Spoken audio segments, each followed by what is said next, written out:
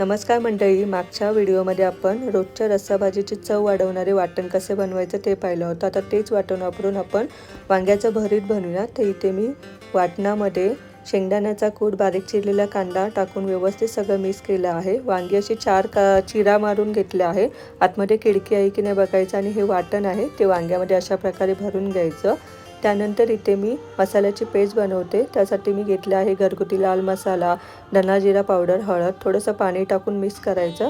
असा मसाल्याची पेस्ट केल्यामुळे चवसुद्धा छान लागते, मसाले जळत नाहीत आणि कलरसुद्धा छान येतो। त्यानंतर बिडाच्या कढईमध्ये तेल गरम करून त्यामध्ये टाकलं आहे कांदा ट्रान्सपरंट झाला की वांगी टाकायचे आहेत, मसाल्याची पेस्ट टाकायची आहे।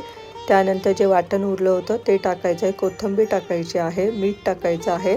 पाणी टाकून आपल्याला हवं असल्यास ह्यामध्ये बटाटासुद्धा तुम्ही टाकू शकता। झाकण ठेवून 10-15 मिनिटं शिजून घ्यायचं आहे आणि पाहू शकता तयार आहे आपलं वांग्याचं भरीत।